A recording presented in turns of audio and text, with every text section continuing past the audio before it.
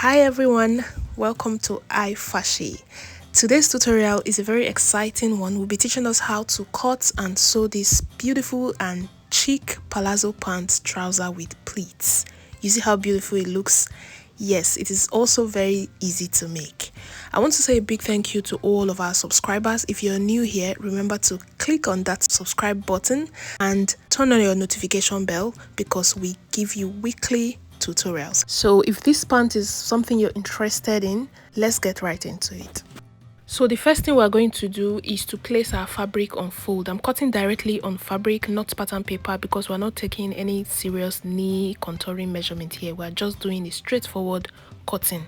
On my folded fabric, I have 16 inches. 16 inches, as you can see. My hip is 11 inches, which is 44 divided by 4. So I just added 5 inches to my hip measurement to get 16. You can cut 18, you can fold on 18 if you want it wider than what you see me wearing in the video.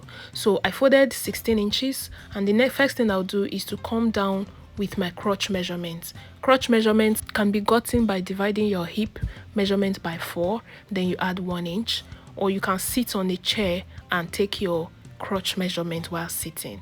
So I'm using 12 inches as my crotch length. From the waist down, I took 12 inches, which is my hip measurement divided by 4 plus 1.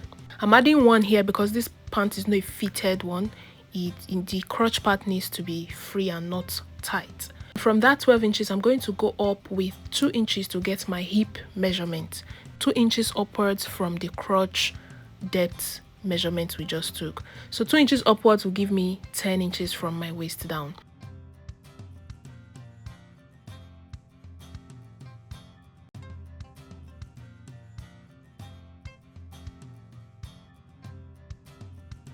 So on that 2 inches mark, I'm going to take my crotch extension, which is 2.2. How did I get 2.2? I divided my hip measurement by 20 for front. For back, we will divide it by 10. So I placed that 2.2 measurement on my crotch line. I'm sorry, my chalk is not very visible. I'm using a pink chalk on a white fabric. I wonder why it's still faint. So what I just did here, let me explain it again. The first measurement I took down was the crotch extension. Follow the dotted line. Ignore my faint chalk. After the crotch measurement 12 inches downwards, the next is hip measurement, which is 2 inches upwards from the crotch measurement. Now on the crotch measurement, I marked in 2.2 for my crotch extension. I told you how we got 2.2, which is dividing your hip measurement by 20 for front and 10 for back. Now, after coming in with 2.2 inches on that crotch line, I use my curve ruler to curve it towards my hip line and then mark it straight up to meet the waistline, which is where we're going to cut off. So the next thing we're going to take now is the full length measurement. My full length is 46. I'm cutting 47 because I will need to fold the hem of my pant trouser. So if you notice, as I'm taking my full length measurement, I minus 1.5 upwards for the waistband. So after marking out the full length, I'm going to go ahead now and cut out this front. So I'll cut out the side, cut out the folded part of my fabric, which is the crotch part. After that, we'll work on the waist.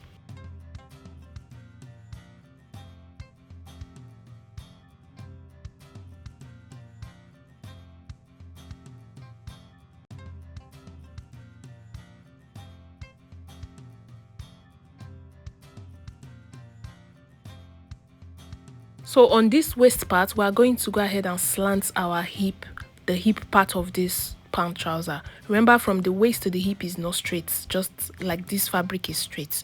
So we're going to come in on the waistline by 1.5 inches. So you can use 2 inches, but I use 1.5 for my slanting. So I mark out 1.5 on the waist and slant it to meet the hip line. Remember, the hip line was gotten 2 inches upwards from the crotch line. So I'll mark out that hip line point where I'm slanting to, and I'll use my straight ruler to slant from the hip to meet the 1.5 inches I came in with on the waist. So I'll cut that off. That is for the hip slanting. So after that, we are now going to come down on our crotch part, center front. Remember, the crotch part is the center front of a pant trouser. So we're going to come down with 1 inch on the center front. We'll come down with 1 inch on the center front and slant it upwards to the side front to make it slanty. This will make the front of your trouser fit perfectly. Remember to slant it and cut it off. Remember to take that 1 inch measurement and slant it towards the hip line. So now I'm pinning it down before I'll introduce the other fabric that I'll be using to cut the back. See how simple it is? We're already done with the front part. Now this is the fabric I'll be cutting the back on. I've gone ahead to fold it, put it on fold as well, but make sure this one is bigger than the one for front. 2 yards is what I'm using here. If you're a plus size, go ahead and buy more than 2 yards. For the back part, we're going to place the front piece on top of the back. Make sure you have up to 2 to 3 inches on both sides, especially on the crotch part. You can leave 1 inch on the hip line, but on the crotch part, make sure you have about 3 inches allowance there, because the front crotch and the back crotch is not the same, as we know. Now remember, we divided our hip by 20 for the front. Now we're going to divide it by 10 to get our crotch extension for back. So 44 divided by 10 will give me 4.4.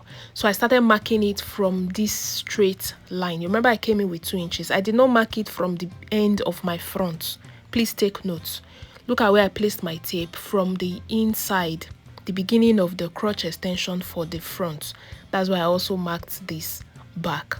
So after doing that, I'll go ahead and add 1.5 inches allowance to the back piece on the crotch part, while on the hip side, I'll add 1 inch allowance to the back piece.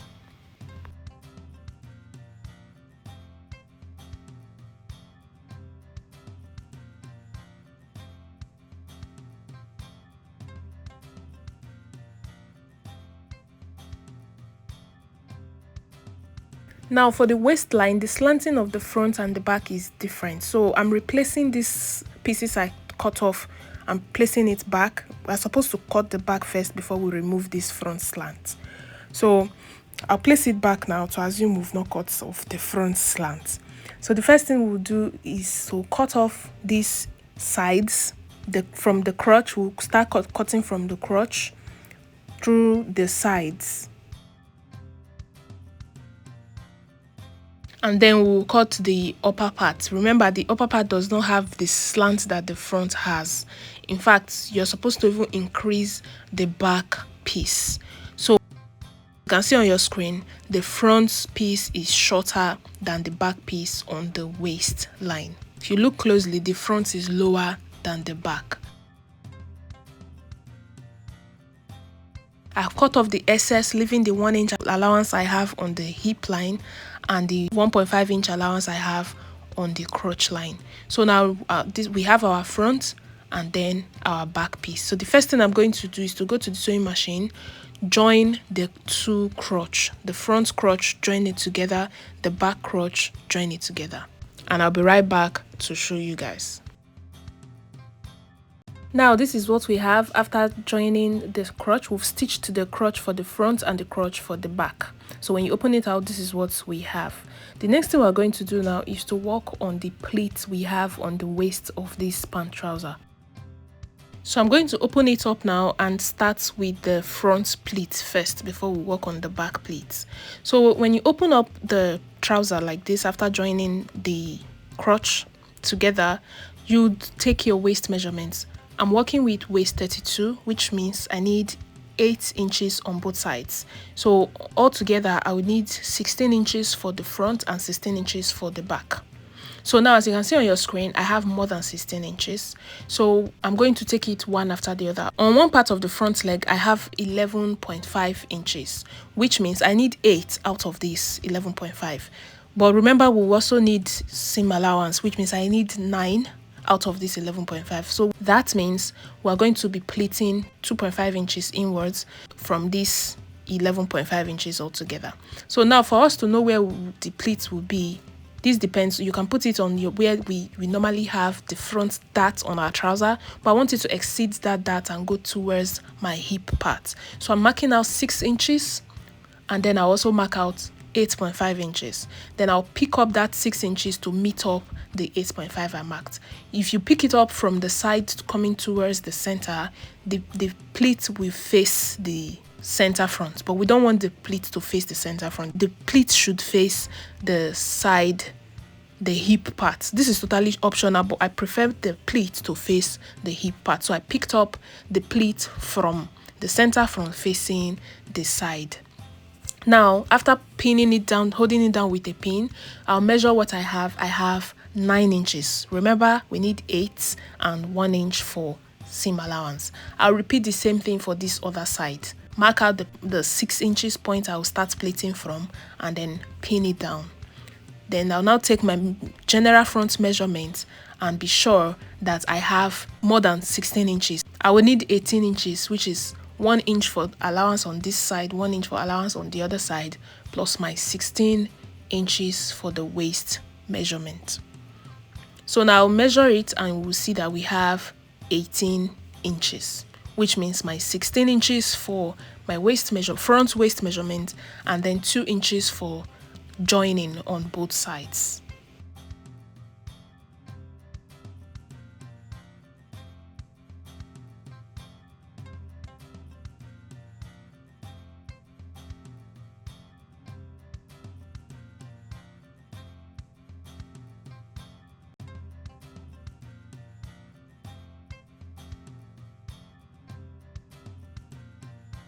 After doing that, we are going to stitch down this part that I held with pin. We'll stitch it down. But before we go to the sewing machine to stitch it down, we're going to repeat this thing we just did here on the back piece before we go to the sewing machine to stitch this box pleating we just made.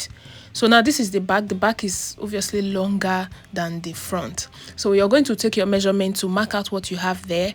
Remember the 6 inches where the pleats will start from. So I'll pick it up from that 6 to meet up the end of the pleats and take my measurement. I need to have 9 inch altogether. Use your waist measurement to know what you are going to have left after pleating. If you have excess, remember in the beginning I said you can cut 18 inches on fold while I cut 16. So you can cut 18. If you have excess, you can have double pleats on this pant trouser. It's also very fine. Some persons have double pleats on both the front and the back, but just one pleat is enough for me. That's why I made one. So now I've gone ahead to stitch the box pleats that I pleated. I stitched it down. Remember, we're holding it with a pin before. I've stitched it down and then iron this part, the folded part, the pleated part. Go ahead and iron it. Press it down with an iron and it will stay very fine. So iron both the front and the back that we've stitched together. Remember, we're not stitching down, it's just on fold. It's just the waist part we stitched just to make sure it's firm. Now we're going to place the back and front good sides facing each other. Make sure the good sides are facing each other. We place it like that and then we'll start working on the crotch part. The first part we're going to join, before we start joining the side, we need to join the crotch part first. So I'll hold it down with a pin now and then go ahead and join the crotch. So when you pick up the back and the front crotch, make sure these two seam allowance align. You sew it straight down on the left and on the right. Make sure what you have there is equal. As you can see on your screen, mine is equal. So I'll just go ahead and stitch it all the way down.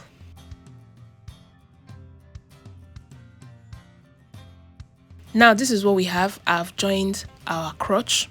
The crotch has been joined, remaining the side. We've not joined the sides yet.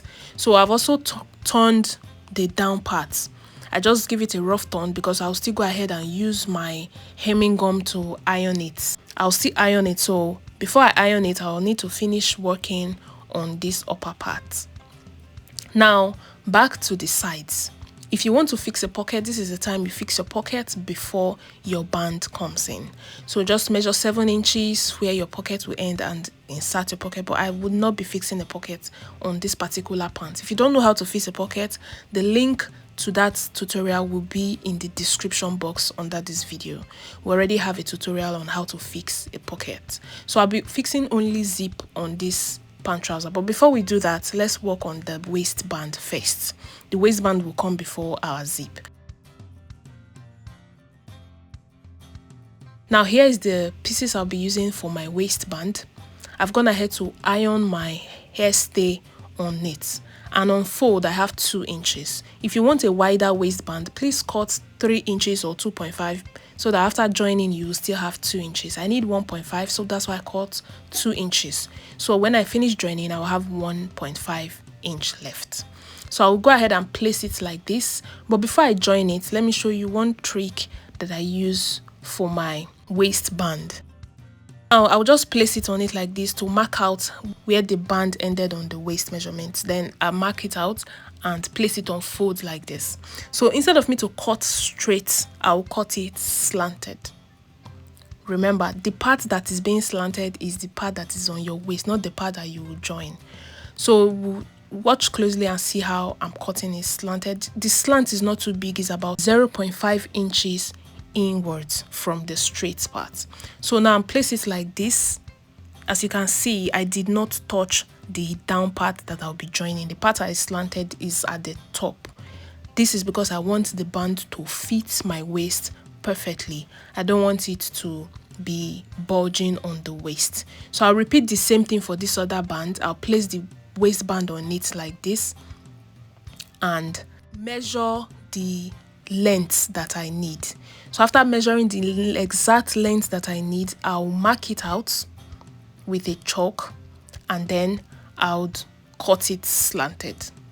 I have to mark out the exact measurement first before I slant. So this is what I have. You hold it down, you measure it to be sure the exact measurement you need, you mark it with a chalk, and then you put it on fold. That part that you measured before, you will not just cut it straight, you cut it slant. For you to know how deep the slant should go, it should not exceed 0.5. That's what you see me doing here. The down is still your waistband measurement. The part we are slanting is the waist, not the part you're joining. As you can see, the part we are joining is equal. The slant is on the waist part. I'm repeating this so that you don't get confused. So when you slant it like this, your waistband sits perfectly on your waist. I'll go ahead now and join the waistband and I'll be right back to show you guys. Now this is what we have after joining our waistband. You see how beautiful it is. Iron your work. It makes it very neat. Always press your work. Now we're going to close down the 2 sides. So because we're not putting pockets in this one, I'll close down one side and fix my zipper on the second side I want the zip to be. So now I'm going to measure 9 inches downwards from my waistline where my zipper will end, and then I'll mark it. I'll go to the sewing machine and fix my zipper, and I'll be right back to show you guys.